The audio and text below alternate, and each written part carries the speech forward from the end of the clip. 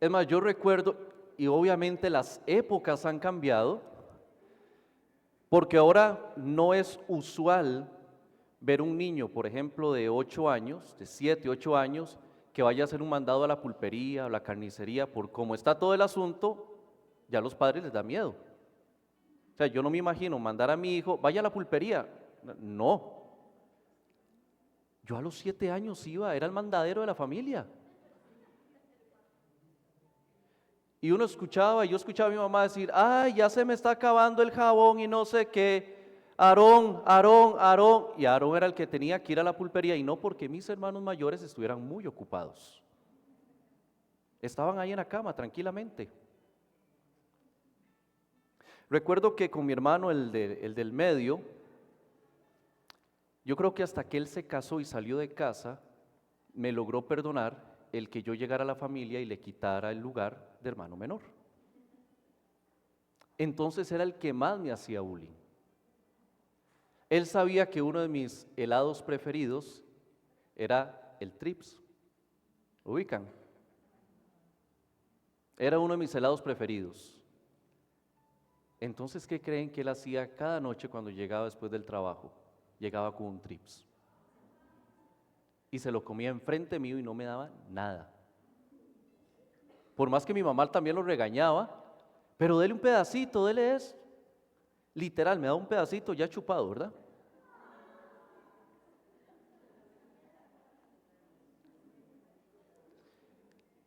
Y sabe, encuentro mucha similitud en que a veces los hermanos menores, sí, somos como los trapos, no sé por qué. Somos los que nos mandan a hacer todo. Inclusive, recuerdo cuando en mi familia había un tema delicado y se sentaban mis papás y mis hermanos para hablar de la situación y querer resolver la situación. Y Aarón quería dar su opinión. No, no, usted no. Usted es el menor. Usted no tiene experiencia. ¿Usted qué va a saber de la vida? Entonces era excluido de las decisiones familiares. Era excluido de muchas cosas por el simple hecho de ser el hermano menor. En la parábola del hijo pródigo hay 3 personajes. Y por eso quisimos hacerlo como una serie para poder analizar cada domingo a cada personaje. En la parábola se encuentra el padre, el hijo mayor y el hijo menor. Bueno, hoy vamos a hablar del hijo menor. Y hoy vamos a ver si espiritualmente podemos decir y responder la pregunta, ¿eres tú el hermano menor? Ya trayéndolo a algo más a la vida y práctica cristiana, ¿acaso eres tú el hermano menor? Y yo quisiera pedirle que me acompañe al Evangelio de Lucas, capítulo 15.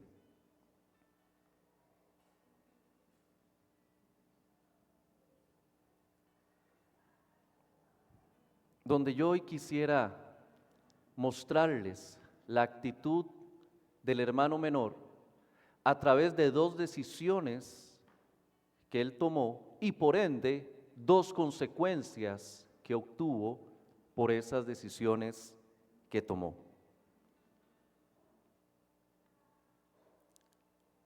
Y quisiera que me acompañe ahí en Lucas capítulo 15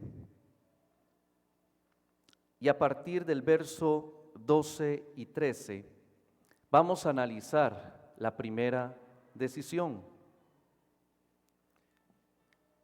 Dice el texto, el menor de ellos le dijo a su padre, papá, dame lo que me toca de la herencia.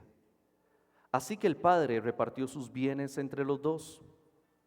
Poco después, el hijo menor juntó todo lo que tenía y se fue a un país lejano. Allí vivió desenfrenadamente y derrochó su herencia. hagamos aquí una primera pausa y analicemos la primera decisión que toma este hijo menor. Y tiene que ver en pedir una herencia.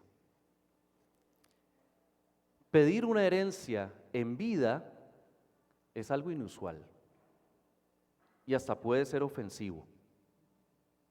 Usualmente los padres, ¿cuándo es que dan una herencia? Cuando mueren.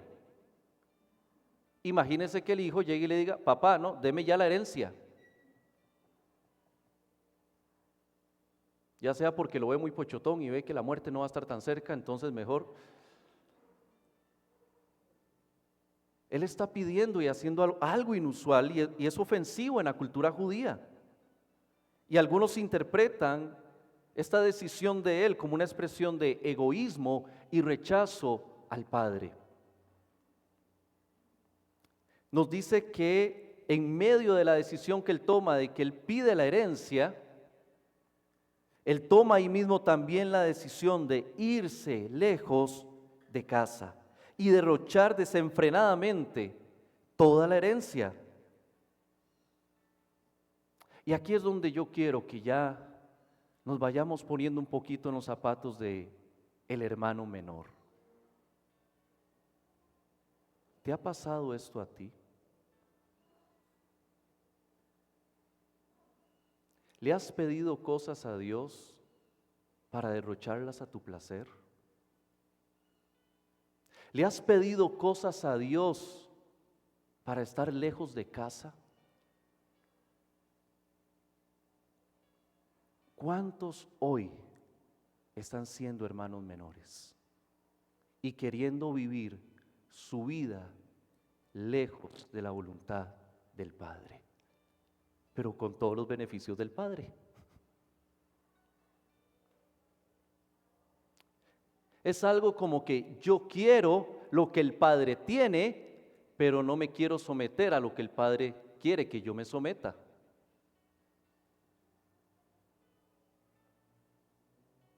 Y entonces podemos venir aquí un domingo, alabar a Dios, exaltar su nombre, aprender de Él, orar y pedirle por nuestras necesidades, pero cuando salimos de acá, ¿cómo es tu estilo de vida? Es como si vinieras cada domingo a pedir la herencia y durante la semana vivir derrochando eso.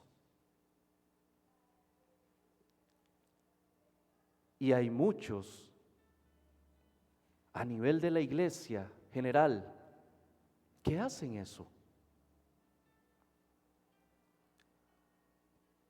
Toman la decisión de alejarse del Padre,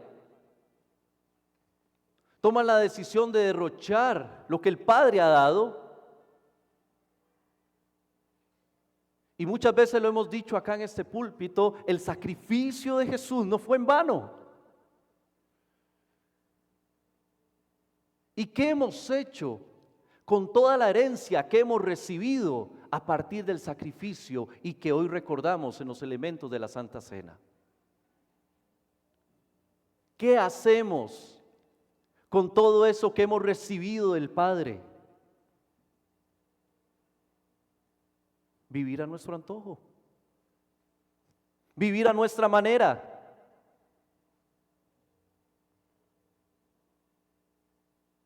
Este jovencito pensó que la herencia del Padre probablemente le iba a durar toda la vida.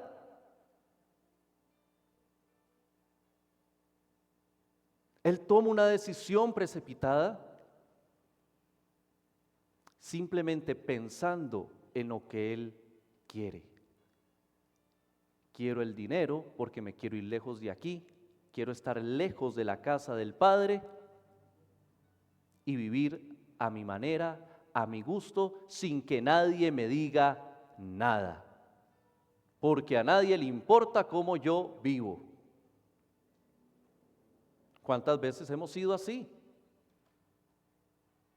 ¿O cuántas veces seguimos siendo aún así?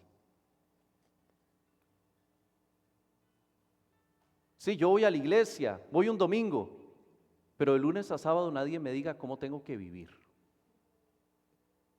Nadie me diga qué hacer con mi vida. La vivo a mi manera, a mi modo. Y a nadie le importa, ni siquiera a Dios.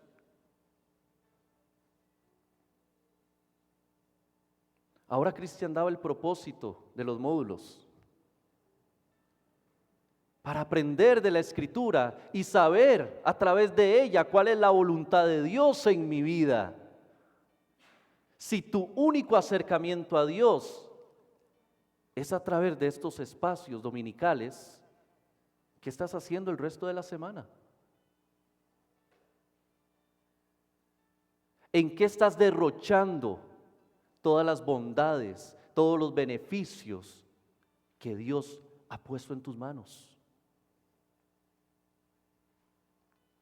Avancemos a la consecuencia, la primera consecuencia que vamos a ver de esta decisión.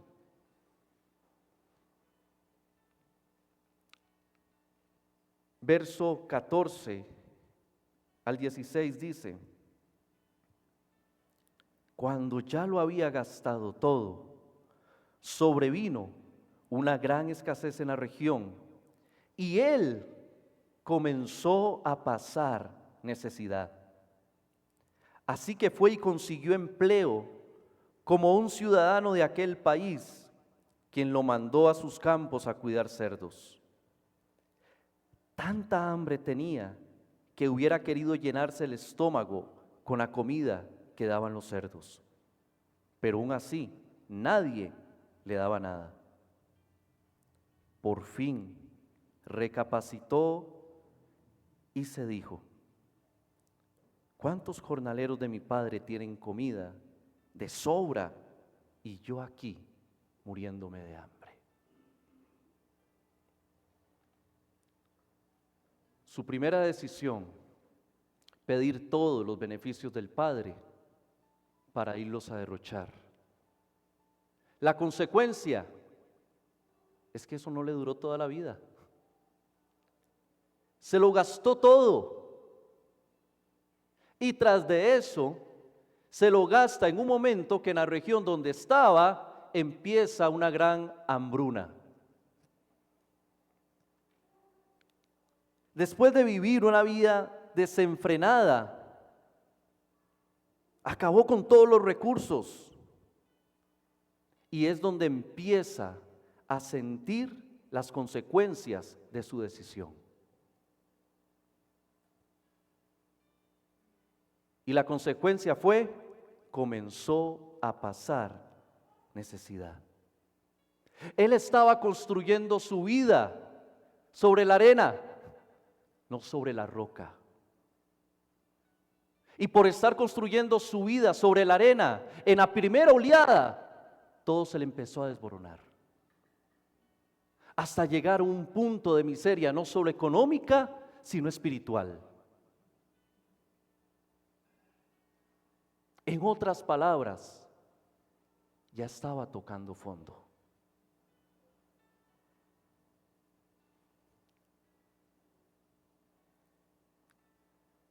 Y para terminar de tocar fondo, consiguió uno de los peores empleos que podía conseguir un judío: ir a cuidar cerdos. Porque recuerden que en la cultura judía los cerdos eran impuros, eran animales impuros. Entonces fue y consiguió empleo, y fue el empleo más denigrante que consiguió. Este joven no solo había perdido su dinero, ya estaba perdiendo su dignidad, su identidad y su libertad. Lo que empezó con una vida llena de libertades, llena de lujos, llena de fiestas, llena de alegría, terminó en esclavitud. Era tanta su hambre, dice el texto, que él quería comer hasta lo que estaban comiendo los cerdos. Pero yo no sé si usted le ha puesto atención a la frase que sigue: aún así nadie le daba. Y entonces yo me pregunto, ¿y dónde estaban todos con los que él derrochó el dinero? porque él no se fue de pachanga él solo. ¿Dónde estaban aquellos que celebraban con él? ¿Dónde estaban aquellos que fueron cómplices para el derroche del dinero? En el momento más miserable de este joven, nadie estaba ahí.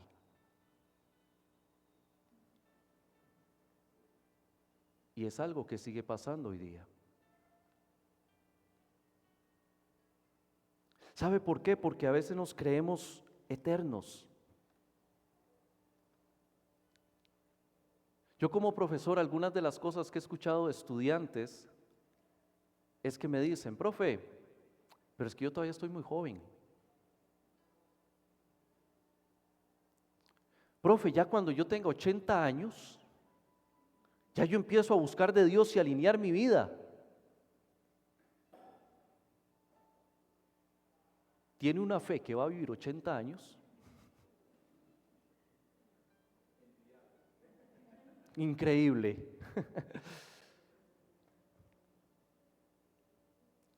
Muchas veces nos sentimos llenos de vida.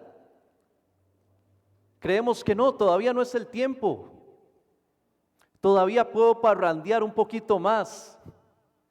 Todavía puedo echarme la fiesta un poquito más, porque todavía estoy joven.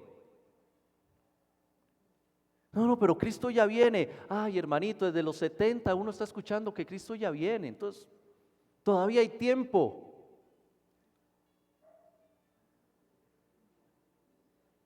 Sin meterme a profundo para no causar polémica, pero había muchos cristianos asustados con el último cónclave. ¿De qué color iba a ser el Papa?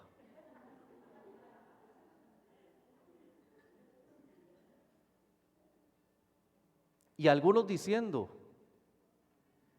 porque lo escuché, hermano, no es broma. Cristianos diciendo, si sale el Papa negro, vea, me quedo en la iglesia a vivir, me consagro a Dios, porque ahora sí ya es el fin.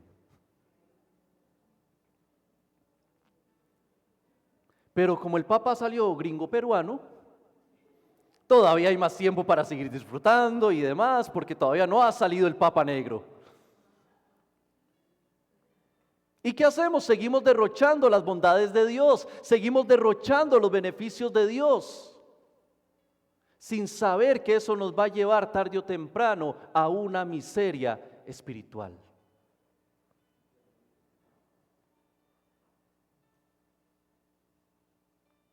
Porque no entendemos que es el hoy cuando tenemos que consagrarnos a Dios. Es el día a día. No estar esperando el final de un cónclave.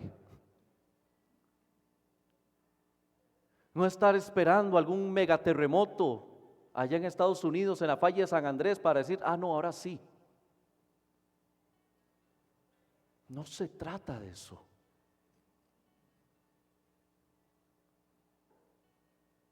Te pregunto, ¿de dónde te ha sacado Dios? A este joven lo estaba sacando de uno de los trabajos más miserables. ¿De dónde Dios te ha sacado a ti? ¿Y qué has hecho? ¿O será que todavía sigues ahí? ¿Será que todavía sigues cuidando chanchos? ¿Será que todavía sigues en el derroche de los beneficios de Dios para tu vida?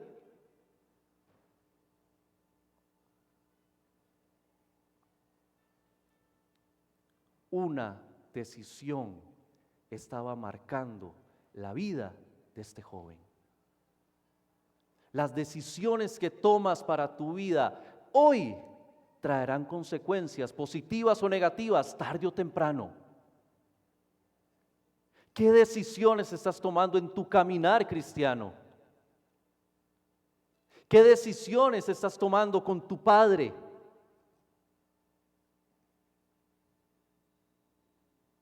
¿Estás en los brazos del Padre o estás lejos de casa? Iglesia, el que estés aquí presente, eso no hace de que estás en los brazos del Padre. Puedes estar aquí presente, pero viviendo una vida derrochando las bondades del Padre. El entrar por esta puerta no te hace cristiano. Es una vida consagrada a Él día con día.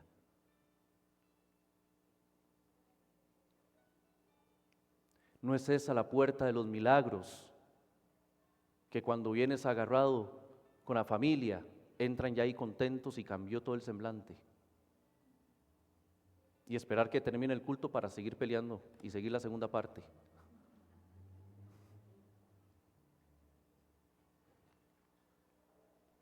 No, iglesia, es que tenemos que ser confrontados con una realidad.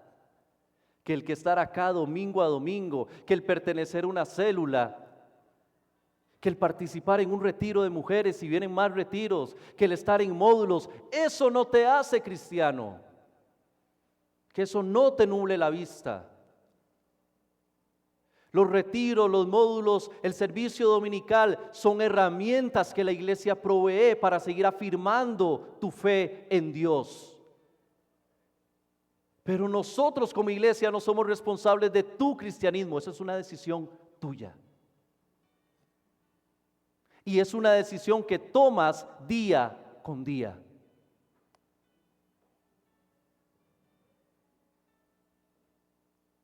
Levantarse mañana, si Dios nos da la oportunidad de mañana abrir nuestros ojos y sea cual sea nuestra agenda de mañana, decir hoy en lo que yo voy a hacer, voy a glorificar al Padre. En cada cosa que vaya a emprender, voy a glorificar al Padre. Y no, hoy vivo a mi manera, paso una semanita derrochando y el domingo voy a ponerme a cuentas con el Señor.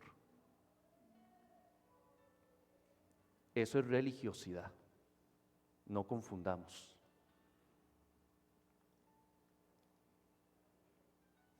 Este joven, en medio de ese proceso tan caótico en el que estaba, él toma una segunda decisión. Leamos otra vez el verso 17. Por fin recapacitó y se dijo: ¿cuántos jornaleros de mi padre tienen comida de sobra y yo aquí me muero de hambre? Me levantaré e iré a mi padre y le diré: papá, he pecado contra el cielo y contra ti. Ya no merezco que se me llame tu hijo. Trátame como si fuera uno de tus jornaleros. Ese inicio del verso 17 dice recapacitó, otras versiones dicen volvió en sí. En el griego estas frases tienen un significado y lo ponen como un despertar o recobrar la razón. Y cualquiera de las dos me gustó. Este joven ahí estaba entendiendo la decisión que había tomado, la mala decisión que había tomado. Hasta ese momento tan bajo que el hijo reconoce su condición. Y es lo primero que todo seguidor de Cristo tiene que hacer: reconocer su condición pecadora, reconocer el estado en el que está. Porque mientras él no reconocía que necesitaba del Padre, él quiso vivir su vida sin la voluntad del Padre. Cuando él entendió, cuando él despertó, cuando él recobró la razón, él entendió su condición.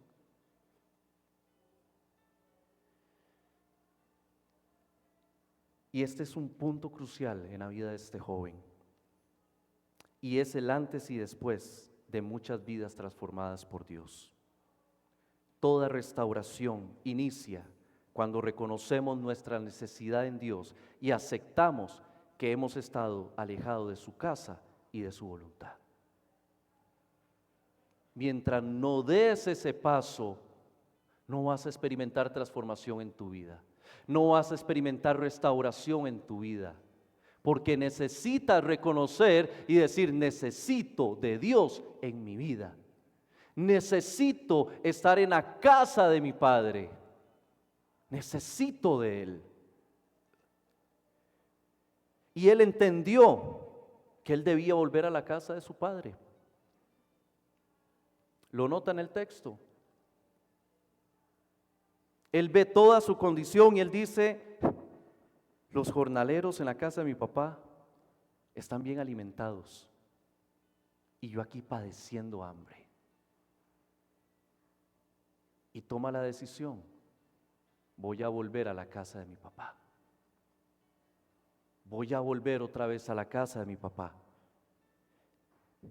Siendo esto una decisión consciente y activa,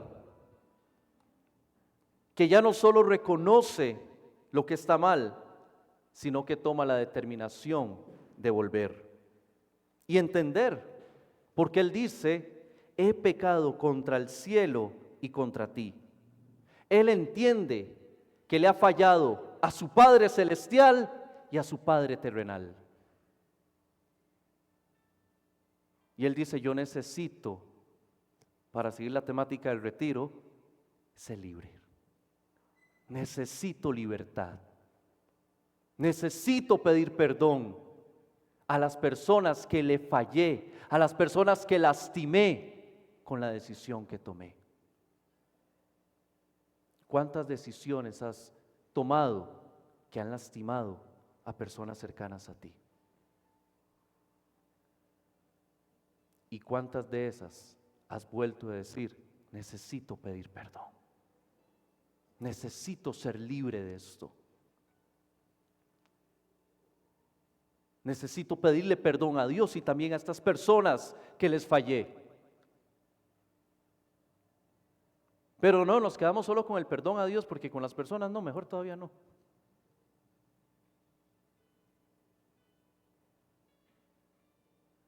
No, es que hay que ser libre. Y las hermanas que se han estado preparando para el retiro me corregirán, pero la libertad no puede iniciar si no hay un perdón genuino.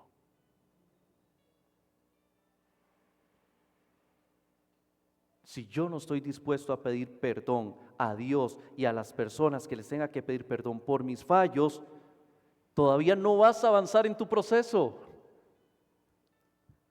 Hay un saquito ahí que todavía sigues cargando, que tienes que soltar para experimentar esa libertad en Dios. Este joven literalmente tuvo que tocar fondo para entender su realidad.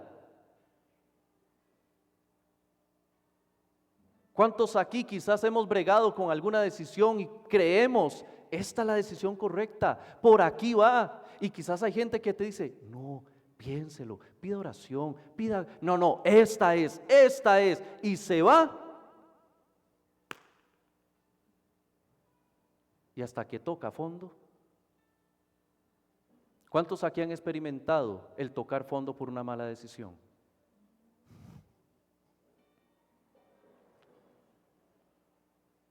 Lo hemos pasado.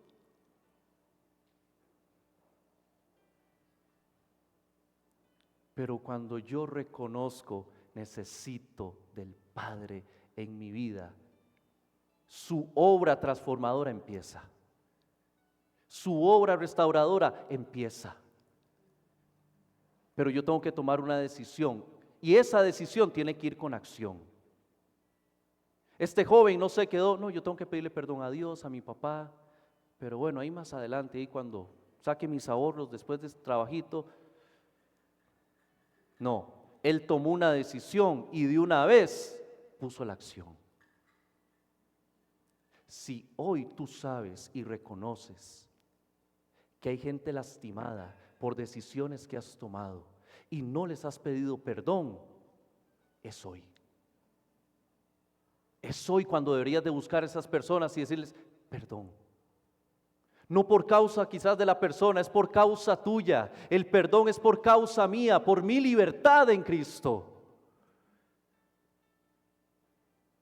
No es porque, ay, la persona quizás ni recuerda eso, ya se le olvidó. Y puede ser que sí, pero usted no. Sigue siendo esa manchita negra que sigue cargando en su corazón y no permite que aquel que comenzó la buena obra la siga trabajando y perfeccionando.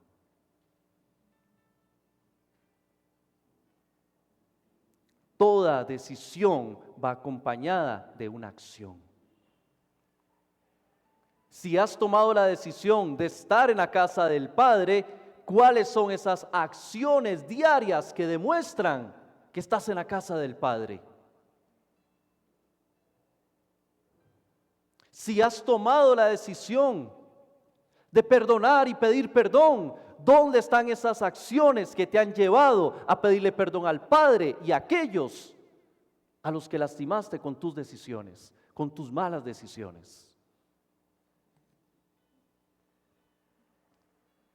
Cuando este joven entiende su fallo y el nivel de su fallo, hermanos, en él yo no veo un remordimiento de conciencia, veo un arrepentimiento genuino. Y esa es la separación que tenemos que hacer. No puedes confundir tu remordimiento de conciencia con el arrepentimiento. El remordimiento de conciencia no te reta a una acción. El arrepentimiento genuino te reta a acciones. En el discurso que este joven empieza a preparar en su mente, al decir voy a ir a la casa de mi padre y esto es lo que le voy a decir, una de las frases es: yo no soy digno de ser llamado tu hijo. Él entiende que sus acciones le han quitado ese derecho de ser llamado hijo. Y con ello muestra una gran humildad en el proceso. Un arrepentimiento genuino viene acompañado de una humildad de corazón.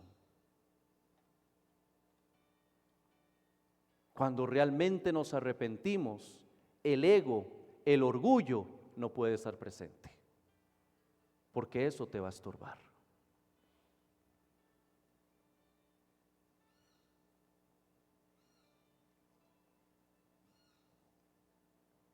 Quizás has tomado decisiones de decir sí, me arrepiento delante de Dios, pero solo lo has pensado. Iglesia, lo que yo quisiera motivarte hoy con esta historia es dar acciones. Dar acciones. Reconocer cuál es tu condición. Entender y poder decir, sí, yo en este momento tengo un rencor, tengo esto, tengo contra aquí, tengo... ¿Sabe qué es lo que a veces pensamos? Que por entrar por esa puerta tenemos que mostrarnos perfectos. Me levanta la mano, ¿cuántos pecadores hay aquí hoy? Gracias. No estamos aquí un montón de perfectos. Aquí está reunida una iglesia imperfecta que está bregando con sus situaciones particulares y que tiene claro que necesita estar en la casa del Padre.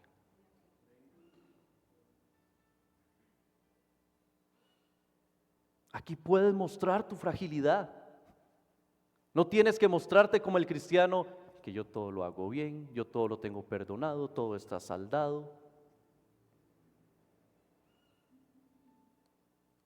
No. Puedes estar aquí cargando la basura todavía del pasado. Puedes estar aquí reconociendo y entendiendo que necesitas de Dios en tu vida. Pero yo tengo tantos años en el cristianismo. Eso no tiene nada que ver. Es que yo soy de cuna cristiana. Eso no tiene nada que ver.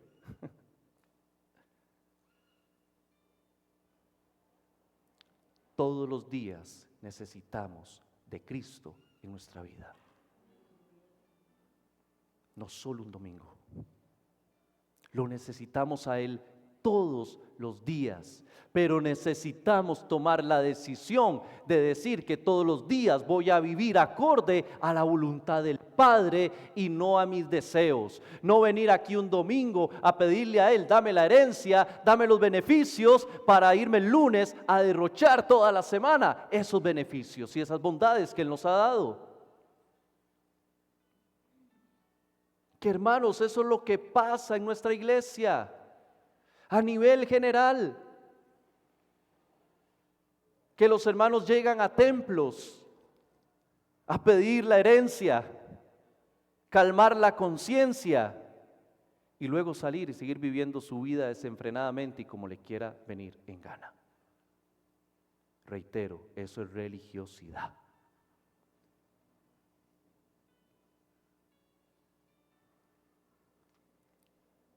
Este joven, cuando entiende su condición, hay una consecuencia, una segunda consecuencia. Lo leemos en el verso 20. Así que emprendió el viaje y se fue a su padre. Todavía estaba lejos cuando su padre lo vio y se compadeció de él. Salió corriendo a su encuentro, lo abrazó y lo besó. Una primera decisión le trajo ruina espiritual. Una segunda decisión le trajo perdón y restauración espiritual. En el momento donde vemos la acción de la decisión ya tomada, en este verdadero arrepentimiento, que él no se quedó lamentando su condición, lamentando su pecado, sino que él decide volver a Dios con humildad. No me voy a meter mucho en la actitud del Padre porque eso es para próximos domingos, pero sí quiero rescatar que cuando reconocemos nuestra condición y decidimos volver al Padre, Él no nos juzga, Él no nos señala, Él no nos dice como nuestros padres terrenales, te lo dije, no. Él te abraza, Él te recibe, Él te vuelve a aceptar. Pero es que no lo merezco. Estás experimentando la gracia de Dios, porque no es por méritos, es por su infinita gracia. El Padre lo abraza, lo besa, simbolizando esa reconciliación, restauración y amor condicional que podemos encontrar en el Padre. Si podemos tomar lo que hemos visto hasta acá y ponerlo como en un proceso del hijo menor, lo podríamos ver en 4 partes. Y en la siguiente diapositiva les comparto lo que creo, lo que fue el proceso del hijo menor. Un proceso que quizás muchos hemos pasado. Se alejó del Padre en un acto de rebeldía. Fue quebrantado por el pecado, tocó fondo, tuvo una conversión genuina, se arrepintió y experimentó la restauración y la gracia de Dios.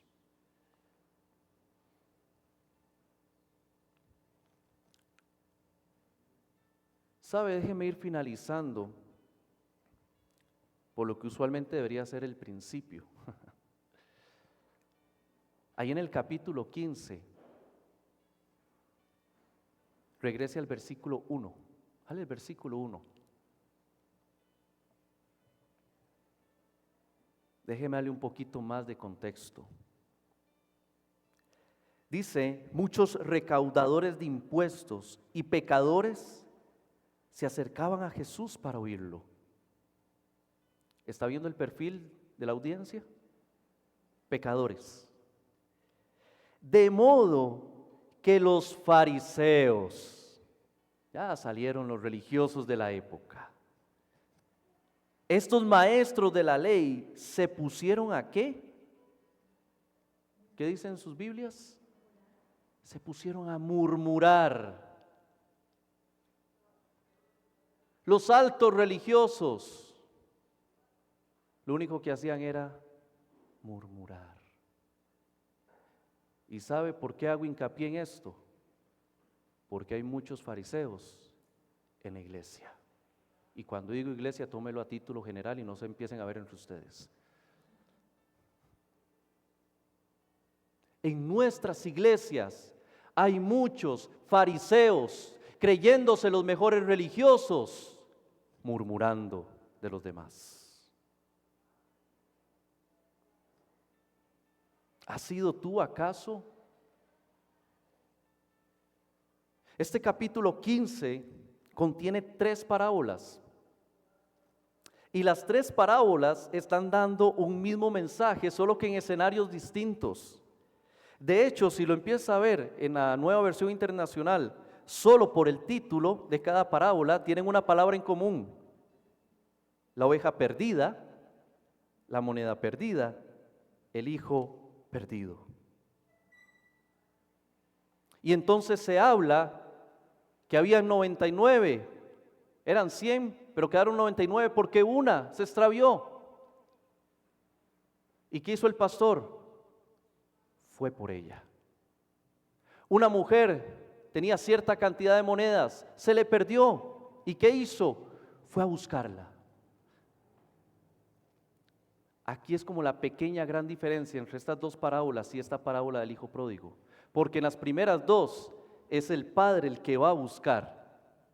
Aquí el hijo se alejó y el hijo fue el que entendió que tenía que buscar al padre.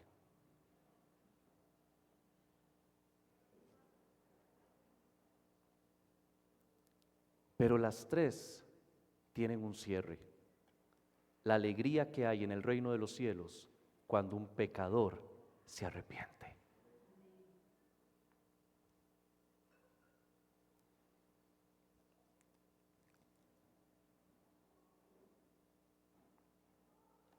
Hay algo interesante. Cuando este joven le fue a pedir la herencia a su padre, ¿el padre qué hizo? Accedió. No se la retuvo. Iglesia, es que Dios siempre va a respetar el libre albedrío y la responsabilidad que tú tienes sobre tus decisiones. Es que ¿por qué Dios permitió esto? No, son sus consecuencias. Deje de disfrazar sus consecuencias con castigos de Dios para su vida. Deje espiritualizar, ¿por qué Dios permitió que yo pasara esto? ¿Cuál fue tu decisión? ¿Cuál fue tu decisión? ¿Sabe qué es lo que hoy me encuentro? Me encuentro mucha gente, y quizás usted lo ha escuchado, que dicen: yo no voy a ninguna iglesia porque yo tengo mi relación con Dios y no ocupo de la iglesia. Y cuando he tenido la oportunidad de hablar con gente así, con ese pensar, y escarbo un poquito en sus experiencias, hay una misma conclusión. Fueron hermanos menores que llegaron, pero se encontraron con hermanos mayores, con una hipocresía, con una rebeldía. Quisieron que mejor salieran de la iglesia y dijeran: mi relación con Dios, porque yo en la iglesia ni loco me meto. Porque encontró a altos religiosos murmurando: cómo se viste, cómo se peina, cómo hace esto, ve cómo camina, ve cómo... Eso no es la iglesia de Cristo. La iglesia de Cristo abraza. La iglesia de Cristo permite que Dios haga la restauración en la vida de las personas. El hijo menor representa a ese pecador arrepentido, del cual produce alegría en el reino de los cielos cuando éste decide regresar a casa. Usted se imagina la escena, aquel pecador que se arrepiente va a volver a la casa del Padre, pero se encuentra con algunos hermanitos que no les gusta eso.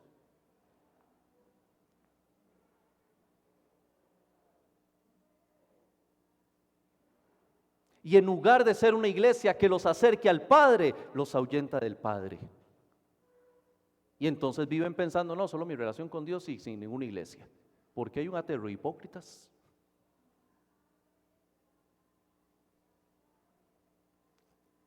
El pecado comienza con una decisión que tomes. Así como el arrepentimiento comienza con una decisión llena de convicciones y de acciones que necesitas del Padre y requieres un cambio en tu estilo de vida bajo la voluntad del Padre. Si tú crees que necesitas de Dios en tu vida, que necesitas hoy tomar decisiones y resolver situaciones, yo te invito a que te pongas de pie.